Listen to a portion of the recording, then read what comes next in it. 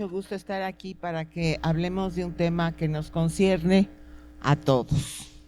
A mí me gustaría comenzar por explicarles de dónde viene lo que decimos los que estamos en la Cuarta Transformación.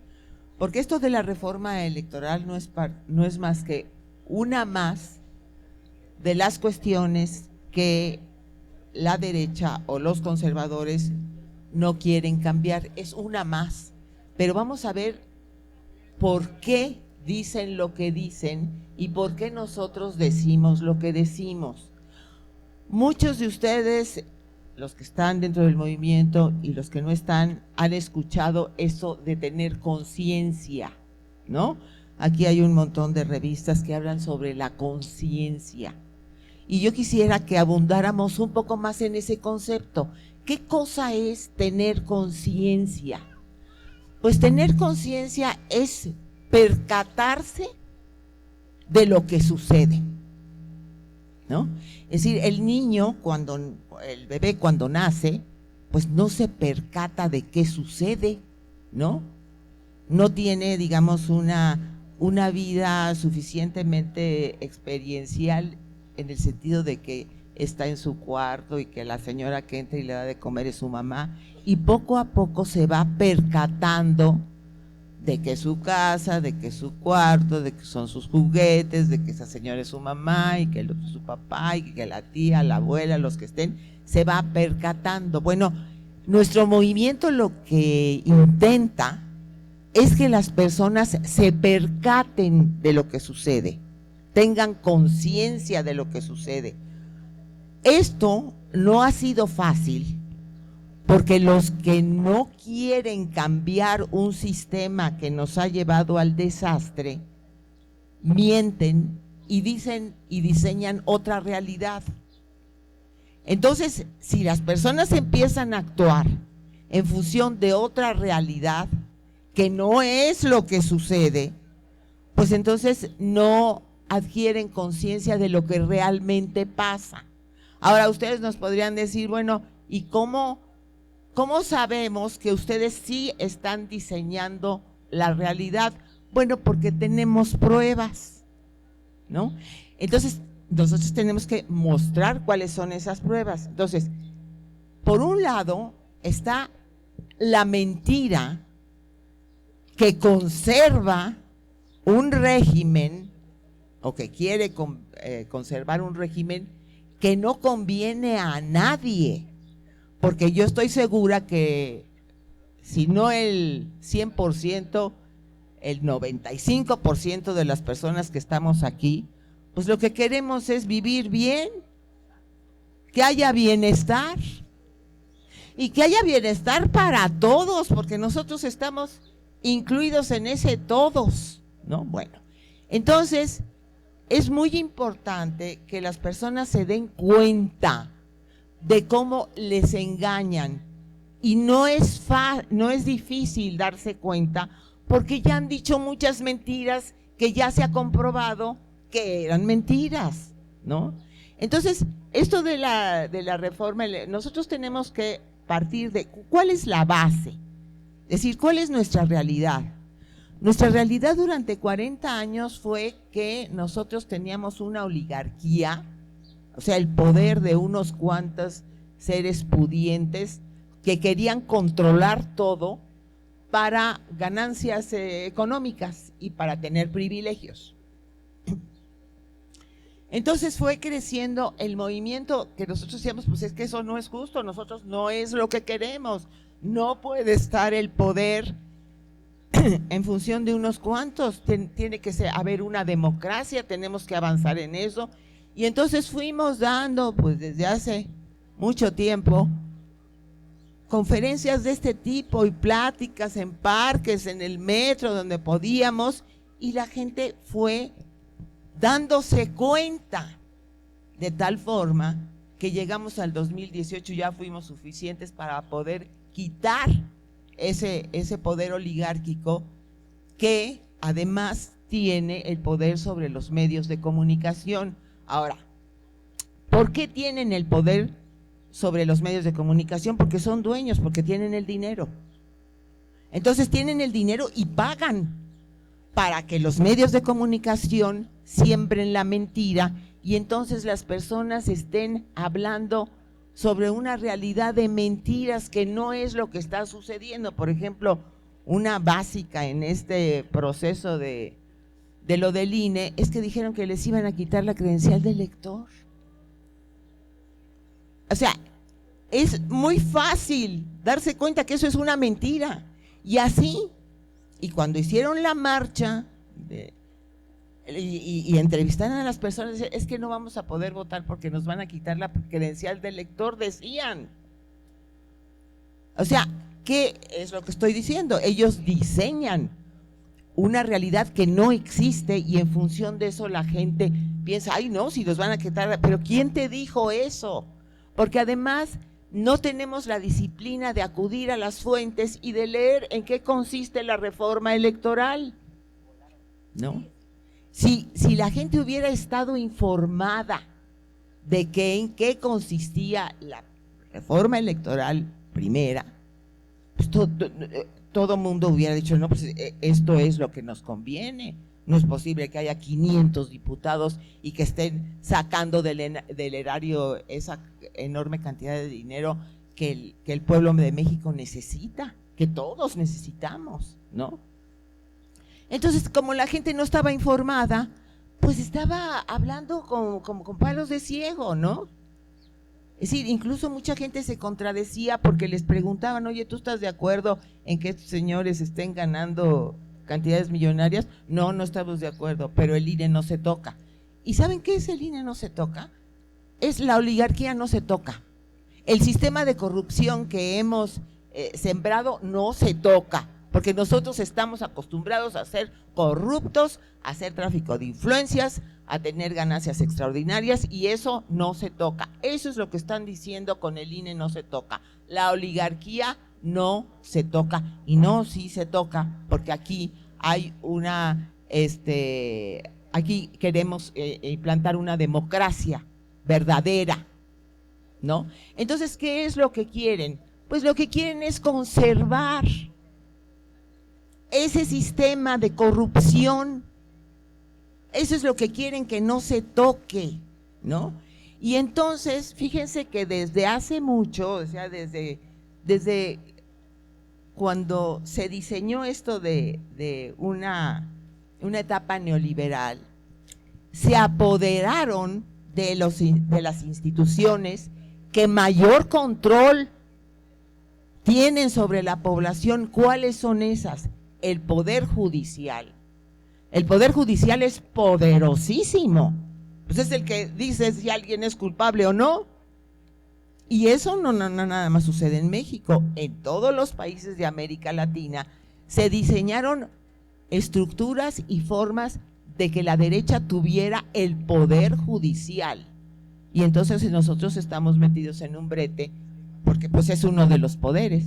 ¿Y cuál es el otro? El Poder Electoral. Es decir, el poder controlar quienes acceden a los puestos que gobiernan. Eso no lo quieren perder. Y entonces son capaces de decir mentiras tan flagrantes como las que han, pero además son capaces, como ya ocurrió en América Latina, en donde son capaces de imprimir algo que dice el gobierno que no es cierto. Eso ya pasó. Es decir, en Venezuela, cuando estaban escribiendo la Constitución, la derecha sacó e imprimió una Constitución falsa para que la gente viera que ahí lo que estaban proponiendo era algo injusto. Después, claro, se develó la mentira, pero son capaces de todo por no perder sus privilegios y el poder económico. Entonces, ¿cuál es la tarea de quienes queremos transformar este país para que haya justicia, para que haya democracia? Pues desmontar esas mentiras, pero aquí hay otra cosa que es bastante injusta. Los medios de comunicación, como ya dije, son propiedad de la oligarquía en su mayoría, ¿no? Ahora con las redes sociales ya nosotros tenemos más acceso, pero hay una cosa que decía Fromm, que decía, mientras la tecnología avance desproporcionadamente en relación con la evolución moral, pues es una desventaja, porque nosotros no tenemos la cobertura mediática que ellos tienen.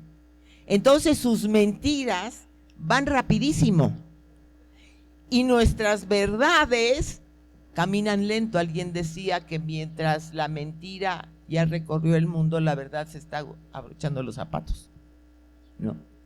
Entonces, ¿cuál es la tarea? Si nosotros somos muchos más los que queremos transformar a nuestro país, muchos más, que queremos democracia, que queremos justicia, que queremos igualdad, que ese es otro punto importantísimo, igualdad de condiciones. Entonces nosotros tenemos que hacer la tarea, y si hacemos esa tarea, sí ganamos la opinión pública, porque tenemos la razón. Y no es porque yo diga, pues también el otro va a decir que tiene la razón. No, pero yo lo puedo demostrar con argumentos, con la experiencia que hemos tenido. Nosotros tenemos pruebas. Es decir, no es ahorita una cuestión verdaderamente deprimente el hecho de que un jefe de seguridad pública esté siendo juzgado por narcotraficante. Eso no nos llena de vergüenza. ¿Cómo es posible que nosotros hayamos permitido esto? Pues los medios nos lo ocultaron, los medios lo pusieron en un altar, y entonces la gente pues no sabía, creía que sí, y decía sobre la tecnología y todo eso, ¿no? Entonces, sí tenemos que darnos cuenta, pero no solamente eso, sino que tenemos que informar a nuestras familias, a nuestros amigos, a todas las personas que nos rodean. Nos están mintiendo como nos han mentido 1,000,000 de veces en esto, y poco a poco se va develando la verdad, ¿no? Es decir, ahorita tenemos una cosa fantástica, que es que estaban diciendo que nuestro gobierno estaba en contra de las energías limpias. Bueno, ¿ya vieron lo que se inauguró en Sonora? Es la planta fotovoltaica más grande de América Latina. Entonces, lo que estaban diciendo de que nuestro gobierno estaba en contra de las energías limpias, pues es mentira. Ahí está, lo podemos ver, lo podemos tocar. Pero hay gente que está tan obcecada que no lo ve. Y si le decimos, pero velo, ahí está, mira, está la foto, y lo llevamos a Sonora, dice, no es cierto. Entonces, bueno, poco a poco tenemos que ir convenciendo a las personas de que tengan conciencia, es decir, de que se percaten de la realidad, observando lo que sucede. Es muy importante para nuestro pueblo, para nuestro país y para nosotros individualmente. Es decir, realmente sería maravilloso y seríamos muy felices si tuviéramos la experiencia de sentir que en nuestro país hay justicia, que en nuestro país no hay pobreza, que en nuestro país toda la gente es atendida en las instituciones de salud, que todo mundo recibe educación. Eso es una alegría que no se compra con nada, ni con 40 Lamborghini o madres de esas. Entonces, el experimentar la alegría de ir avanzando es algo que nos motiva a ir convenciendo a la gente de que no se dejen engañar. Desafortunadamente, no pudimos meter la reforma electoral primera y ahora tenemos el plan B.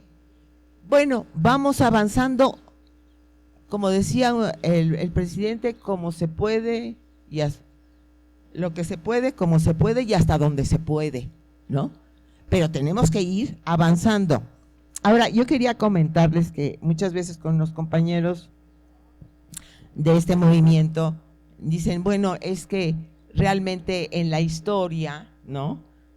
Es como pendular, ¿no? Va a la derecha, luego va a la izquierda, luego va a la derecha, es decir, nosotros en algún momento seremos derrotados y vendrá la derecha y luego nosotros volveremos a empoderarnos, y a mí no me gusta verlo así.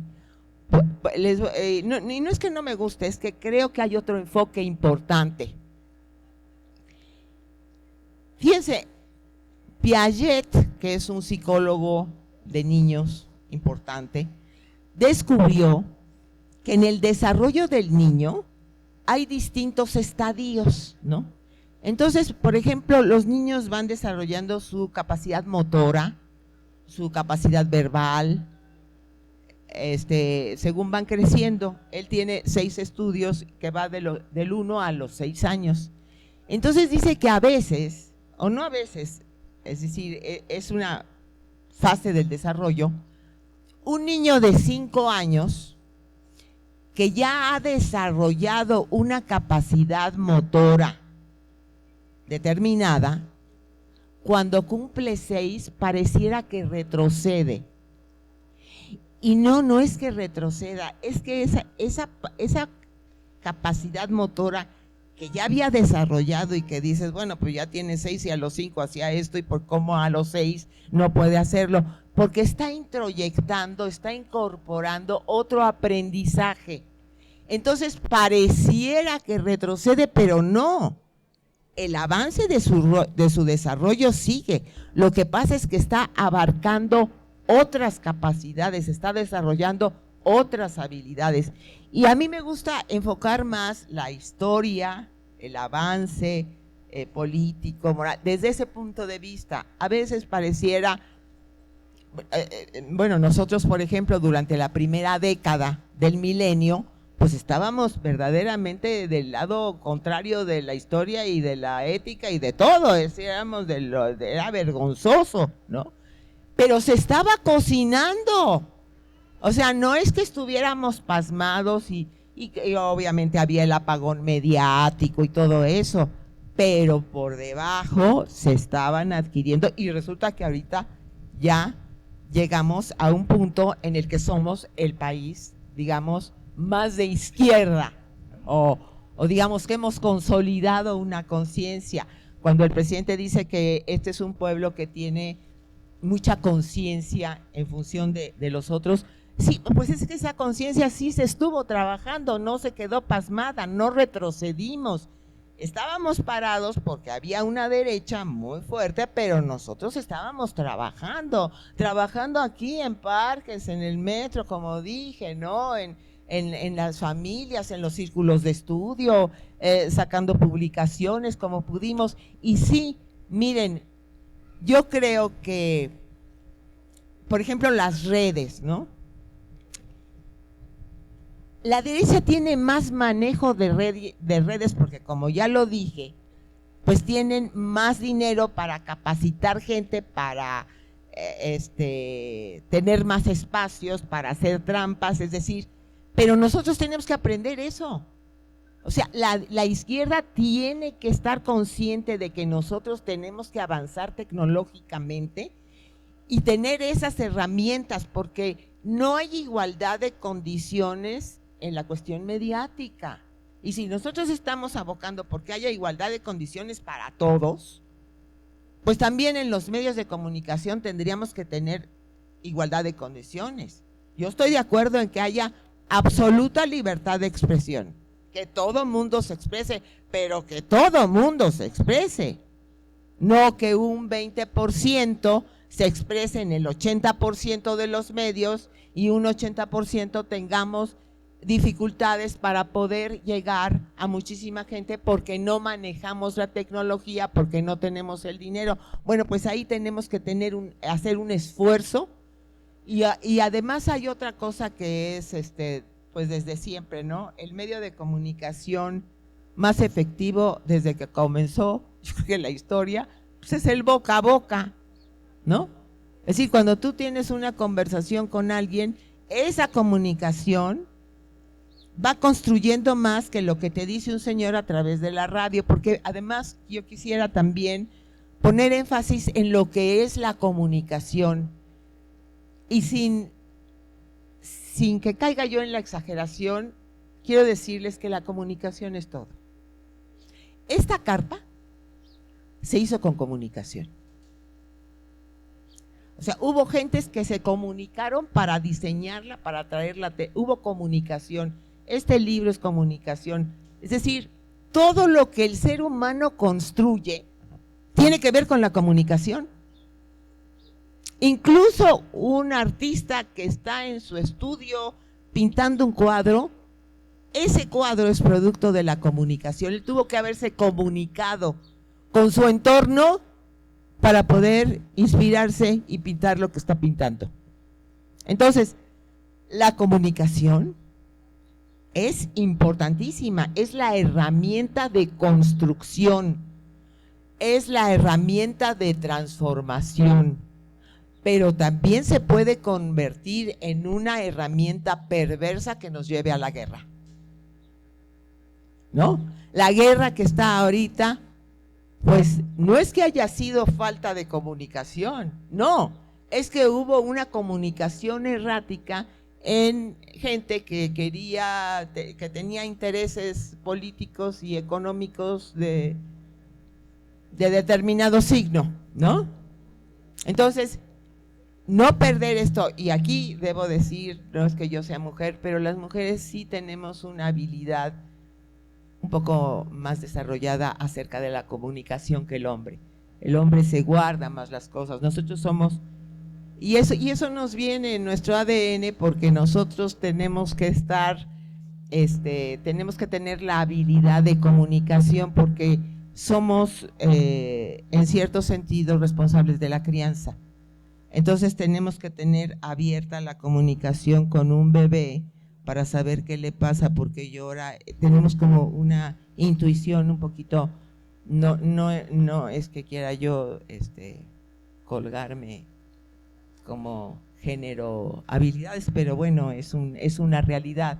Y ustedes lo han notado, es decir, generalmente en una pareja donde hay hombre y mujer o hombre y hombre, lo que sea, la mujer es la que está queriendo hablar y el hombre callado y no quiero hablar de eso, y le cuesta trabajo expresar sus sentimientos.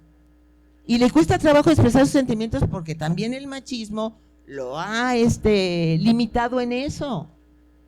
Es como un círculo vicioso. Bueno, todo, ya me fui por otro lado, pero estoy hablando de la transformación, estoy hablando de la comunicación y estoy hablando del deber que como ciudadanos, que como personas, que como seres vivientes tenemos para poder transformar nuestra realidad y tenemos que ir avanzando hacia la utopía. Y aunque, como decía Galeano, mientras más avanzas hacia ella más se aleja, sí, pero se va avanzando, ¿no?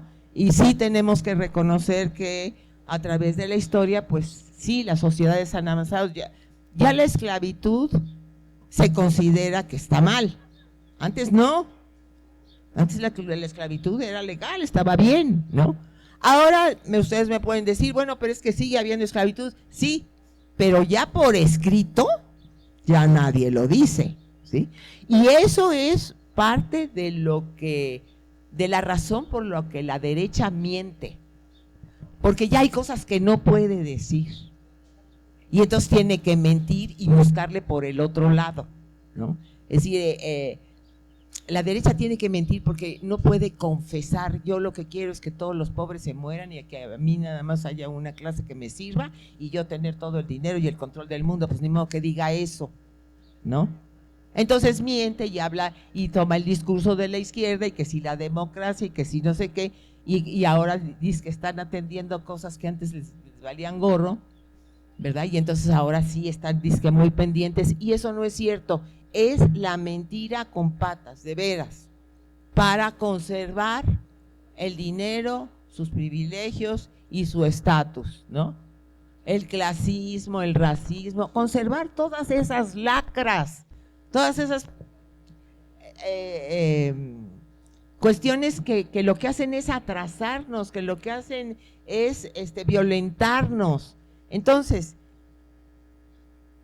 les digo todo esto porque la cuestión del INE es muy clara, es muy claro. ¿Qué quieren hacer con la marcha? La oligarquía no se toca, la corrupción no se toca, nosotros somos los que vamos a decir cómo se maneja México y si se vende México o no se vende México. Eso es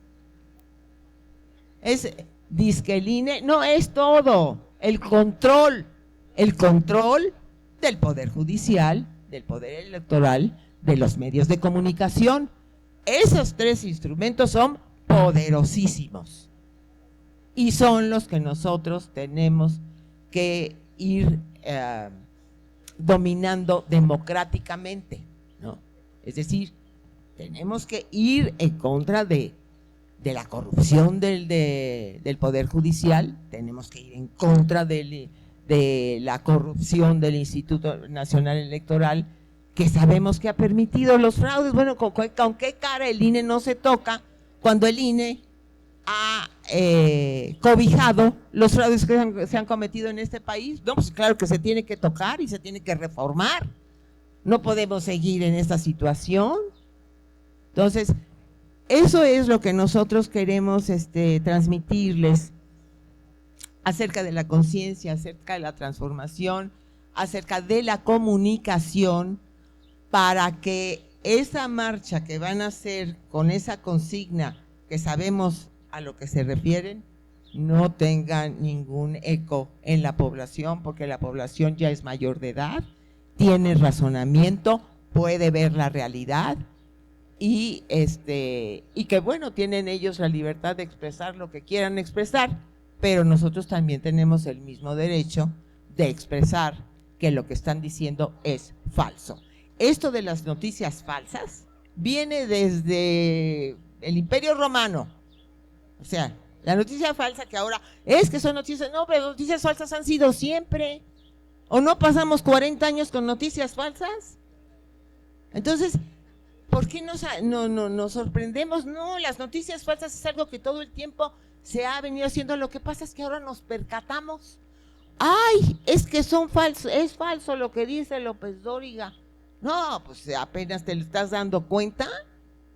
Pues sí, apenas se están dando cuenta. Apenas se están dando cuenta de lo monstruoso. Apenas nos estamos dando cuenta que éramos un narcoestado. En el 2008, 2009, sí, la violencia, qué barbaridad, pero no nos damos cuenta que éramos un narcoestado, apenas nos estamos percatando. Éramos un narcoestado con un presidente que cobijaba a un jefe de seguridad que tenía vínculos con el narcotráfico. Apenas nos estamos percatando de cómo Estados Unidos es un imperio. ¿Cómo? Pues sí.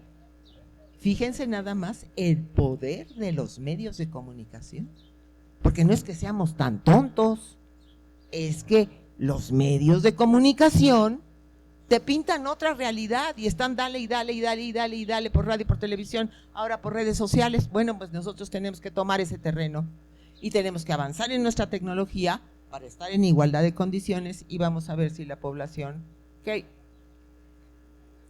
realmente la población está muy consciente. O sea, realmente somos más. Entonces, si somos más, pues tenemos que ir avanzando y tenemos que ir ponderando la justicia, la democracia, el bienestar, la igualdad. Todos esos son nuestros valores. Y pues es muy satisfactorio luchar por eso, porque estamos luchando no solo por nosotros mismos, sino por una comunidad y por todos los niños y la gente que viene a este mundo, poder decir, bueno, les dejé un mundo mejor del que estaba cuando yo llegué, ¿no? Entonces, bueno, les agradezco muchísimo, y si alguien quiere participar, me dará mucho gusto que pase a expresarse porque aquí hay que tener igualdad de condiciones en la expresión. ¿Alguien quiere pasar? Esto que estamos haciendo es parte de un ejercicio ciudadano que tiene que ser permanente.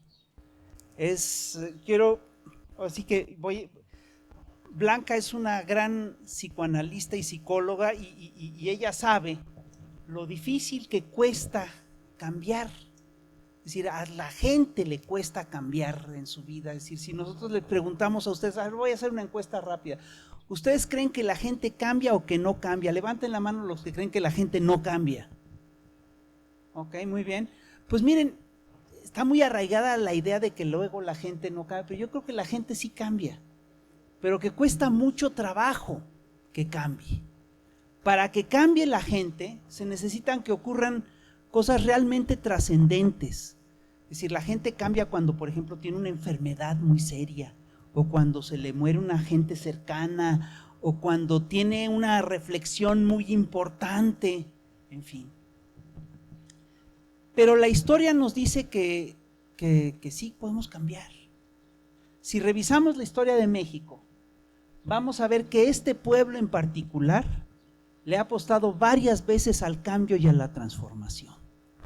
Sin embargo, también nos damos cuenta que este cambio y que hacemos grandes esfuerzos por cambiar, por transformarnos, pero que luego esos esfuerzos no salen bien, ¿no? Por ejemplo, llevamos más de 200 años tratando de combatir la desigualdad y todavía seguimos viviendo en uno de los países más desiguales del planeta.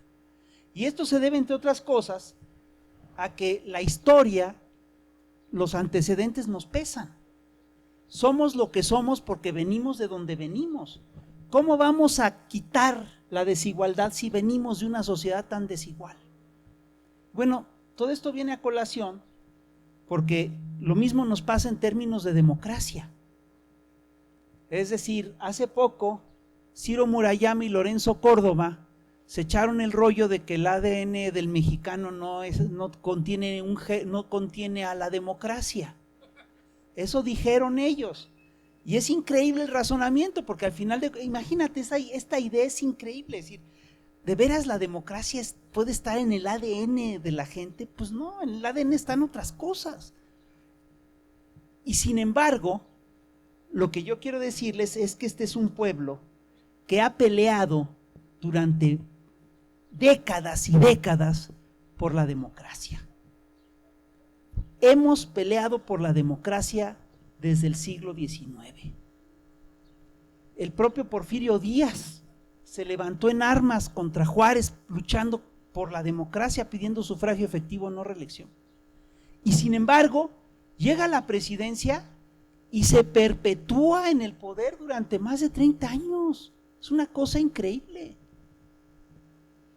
Madero se levanta en armas en el 1910 contra Porfirio Díaz, también al grito de sufragio efectivo, no reelección. Y el movimiento maderista en concreto es un movimiento democrático profundo, que además lo que trae una demanda popular muy sentida. La gente quiere que le respeten su voto. Y sin embargo, ¿cuál fue el resultado de la revolución de 1910? Que llegó un partido que originalmente era el Partido Nacional Revolucionario, después el PRM, después el PRI, que se perpetuó durante décadas mediante el fraude electoral. Mediante el fraude electoral, el partido que nace de la lucha contra el fraude, termina siendo fraude electoral. Y vean ustedes también lo que pasó con la izquierda en el 88. A la izquierda, es decir, revisamos esta historia. En 1987 el PRI se fractura y aparece una corriente que es la corriente democrática del PRI, que lo que pide es democracia y hace una lucha importante y mucha gente lo sigue. Y Cárdenas hace una campaña por la democracia y Cárdenas gana la elección presidencial en 1988. ¿Y qué creen? Que le hacen fraude. Y Cárdenas, contra ese fraude, funda un partido que se llamaba el Partido de la Revolución Democrática. Y ese partido tiene elecciones internas en 1999, ¿y qué creen? hace fraude en las elecciones internas de 1999. Fíjense, los que luchaban por la democracia se hacen fraude. Y fue tan desconcertante el fraude interno del PRD que ni siquiera había legislación interna para castigar el fraude en el PRD. ¿Se dan cuenta? Y seguimos peleando adentro del PRD para que hubiera democracia y tal, y presentamos una vez más candidatos para ganar una elección, y Andrés se presenta a las elecciones del 2006, ¿y qué creen? Le hacen fraude electoral. Y se vuelve a presentar en el 2012, y le vuelven a hacer fraude electoral. Y ojo, cada fraude va siendo distinto. Los fraudes que se hacían en 1920 eran básicamente robo de urnas. Llegaban la gente y se robaban las casillas y se acabó. El fraude que le hacen a Andrés en el 2006 es en gran medida un fraude mediático. Es un fraude que se lo hacen básicamente por el conducto de una guerra de propaganda bien inclemente. Ustedes la recordarán. Le hicieron una guerra de propaganda brutal a Andrés Manuel López Obrador, y eso permitió bajarle puntos, y ya que le bajaron puntos, le hicieron un fraude en las casillas, en el recuento de los votos. ¿Se dan cuenta? Tenemos en México no el ADN del fraude, porque eso no existe, pero sí tenemos una cultura de fraude arraigadísima en nuestro país. Y llegó la era neoliberal. Después del fraude de 88 que le hicieron a Cárdenas, queríamos los mexicanos democracia, exigíamos democracia, y entonces en la era neoliberal nos vendieron la idea de que no teníamos democracia porque no teníamos libre comercio. Parece mentira, pero sí existía el término de las democracias de libre comercio. Y hubo toda una serie de presidentes que formaron parte de la oleada de las democracias de libre comercio. Menem en Argentina, Fox en México. Y entonces nos dijeron, bueno, ahora sí va a llegar la democracia porque va a haber libre comercio, pero esto obviamente se resuelve con dinero y la democracia cuesta, y organizaron un instituto nacional electoral, un instituto federal electoral, fíjense bien, que era un instituto que en principio nos iba a garantizar la democracia. Y dijeron, pero la democracia cuesta. Y en la era neoliberal todo se resolvía con dinero, entonces resolvieron darle todo el dinero posible al Instituto Nacional Electoral para que funcionara, y en el 2000 hubo cambio de partido por primera vez en décadas, y a la gente le quedó la idea o la ilusión de que sí había funcionado el INE, que sí había funcionado la democracia, pero quiero decirles una cosa, eso tampoco era así. Fox garantizó el cambio del PRI al PAN, pero también garantizó la continuidad del gobierno neoliberal, del régimen neoliberal. Todo eso también fue una simulación. Y en el 2006, cuando se presenta Andrés a las elecciones, que Andrés sí representaba un proyecto distinto, le hicieron fraude otra vez. Y fue un fraude muy documentado. Es un fraude, es decir, donde el INE apostó todo su prestigio y lo perdió. Y en el 2012, bueno, y a partir de ahí en adelante las que quieras. En el 2011 hubo elecciones en el Estado de México y le volvieron a hacer fraude a la izquierda. Y en el 2012 Andrés se presenta otra vez a las elecciones y todos fuimos testigos de que hubo una compra de votos colosal. Es decir, yo hacía las encuestas en aquel entonces, dice, levanten la mano los que tuvieron testimonios directos o indirectos de compra de votos, y todo el pinche mundo decía, pues a mi vecino le compraron el voto, a mi primo le compraron el voto, todo el mundo fue testigo de cómo compraban el voto. ¿Y quién compraba el voto? Pues siempre fue el Estado. Pero esta lógica de que las elecciones tienen que ser caras se instaló en la era neoliberal y es totalmente falsa. Es decir, las elecciones, para ser confiables, es decir, el INE es un caso claro de cómo teníamos elecciones caras, pero que no eran confiables. Si nosotros revisamos cuánto cuesta el voto en cada país, nos vamos a encontrar con sorpresas muy interesantes. Cuando Trump se presenta como candidato a la presidencia a los Estados Unidos, ¿sí? La BBC hace un estudio de cuánto cuesta cada voto en los Estados Unidos. Y lo que arroja esta encuesta es una cosa muy interesante. Resulta, la pregunta era, ¿es de veras caro el voto en Estados Unidos? Y llegan a un dato por países que es muy interesante. Resulta que en Estados Unidos cada voto costaba casi $12. 11 votos, $11 con 67 centavos de dólar. ¿De acuerdo? Y decían, es caro, bueno, pues hacían la cuenta. Y resulta que en Brasil cada voto costaba $12.73 por voto. Y tú dirás, ¿es caro? Pues mira, en Francia, que es un país democrático donde nadie cuestiona las elecciones, cada voto costaba 1.38 centavos de dólar. $1.38 costaba cada voto en Francia. Y en Rusia costaba 44 centavos de dólar. Entonces, perdón, un voto de $12, pues sí es caro. Es caro. Ahora, ¿saben cuánto costaba en México? ¿Cuánto costó el voto en México en las elecciones de Peña Nieto? Costó $25 por voto. El doble que en Estados Unidos, el doble que en Brasil. ¿Por qué chingados aquí en México el voto tenía que costar el doble que en Brasil o que en Estados Unidos? ¿Y por qué tenía que costar 50 veces más que en Rusia? Explícame. Es absurdo. Y ojo, quiero decirles, esto es solo tomando en cuenta lo que fueron los gastos legales. Porque bien sabemos que en las elecciones de 2012 los topes de campaña se rompieron una y otra vez, varias veces. Se calcula que en México, es decir, si empezamos a sumar todos los actos irregulares que sí se documentaron durante la elección de Peña Nieto, vamos a tener que el voto en México en el 2012 no costó $25 por voto, costó $125 por voto. Y el INE se hizo pendejo.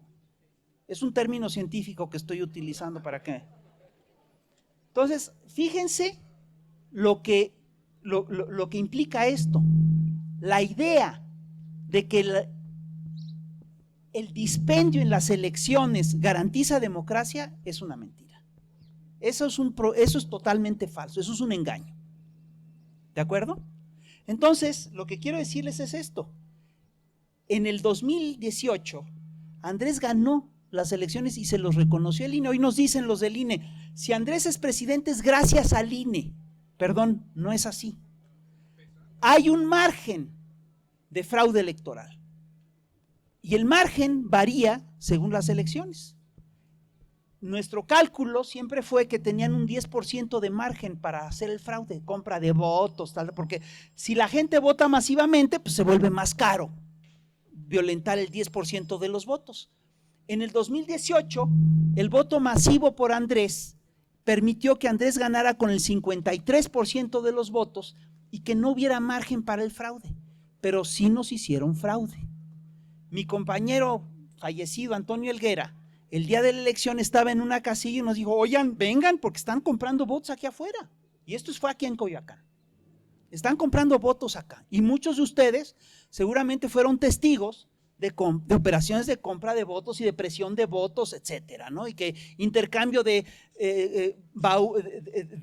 despensas, intercambio de tinacos por votos, de tanques de gas, todo eso se dio en el 2018.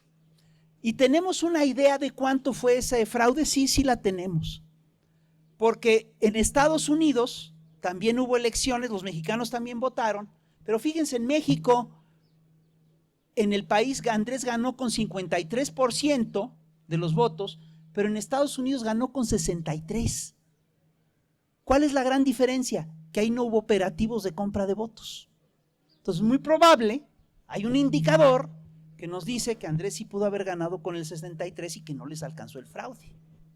Entonces Andrés gana la elección en el 2018 a pesar del fraude electoral.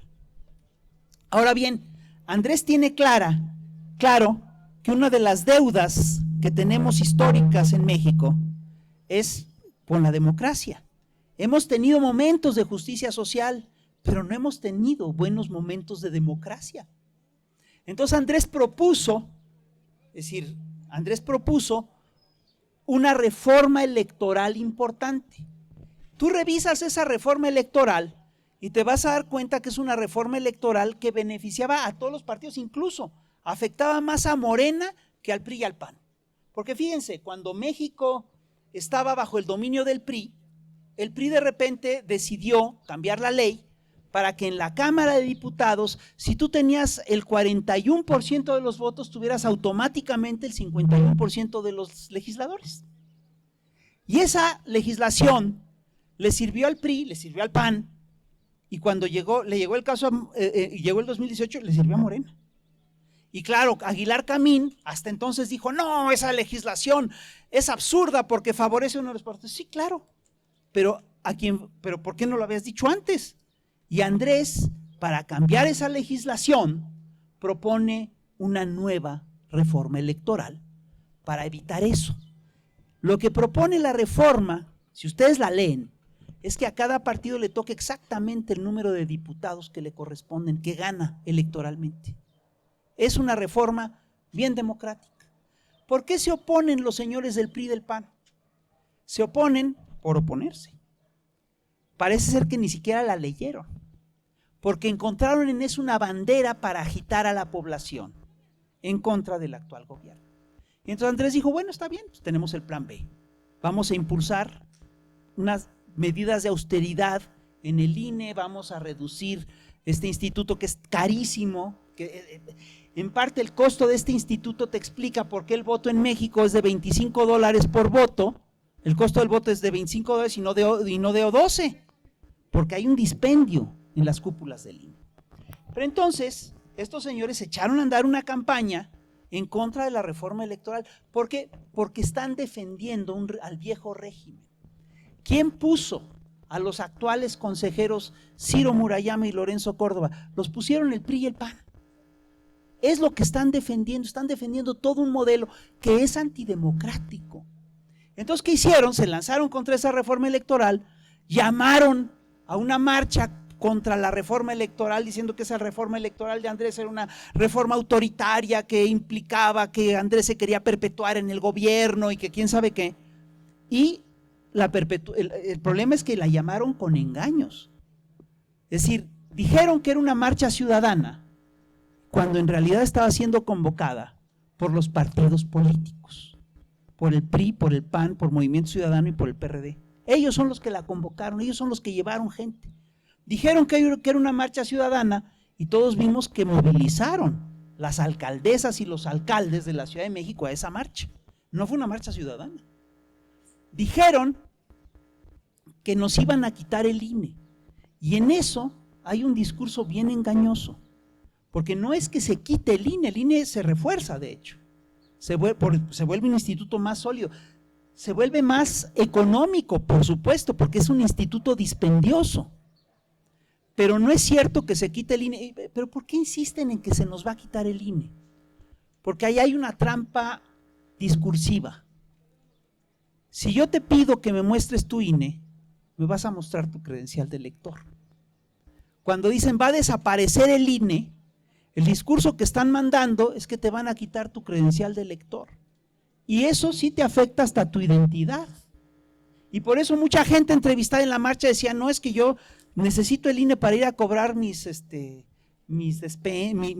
recursos de adulto mayor y todo eso. Ese era un truco. Nunca estuvo en cuestión que te fueran a quitar la credencial, eso nunca estuvo en juego. ¿Para qué chingados lo sacan? Porque les funciona. ¿Y qué es lo que están planteando ahora estos señores? Están planteando toda una serie de cosas que son absolutamente mentirosas. ¿Ante qué estamos? Estamos ante una cosa muy curiosa, porque resulta que estos señores, que deben ser el árbitro electoral y que deben de ser, entre otras cosas, los que más te defienden los que más defienden a la democracia, están mintiendo.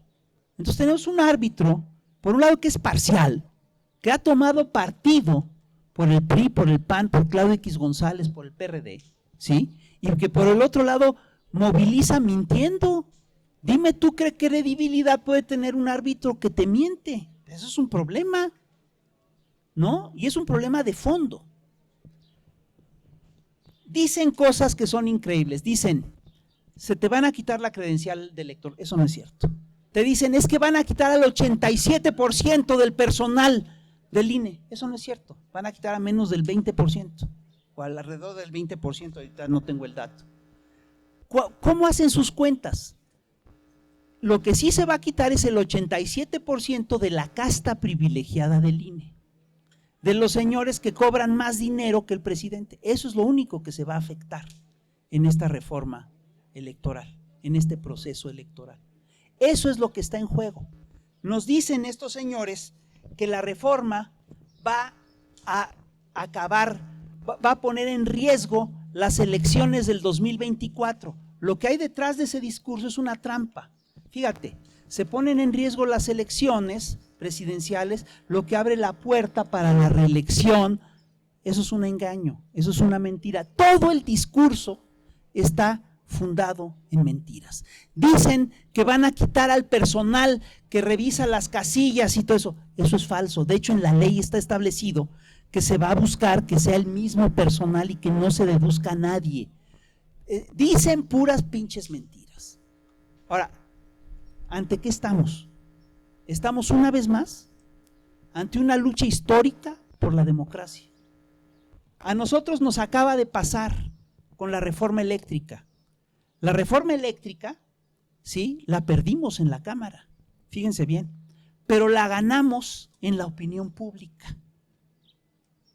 La ganamos en la opinión pública al punto que estos señores tenían un discurso muy claramente establecido contra la reforma eléctrica de Andrés, que decía, es la ley chapopote, es la ley hidrocarburos, es una ley que garantiza las energías sucias. Dimos el debate, abrimos el debate y todo el mundo pudo documentar, la ciudadanía pudo ver que estaba fundado en puras mentiras.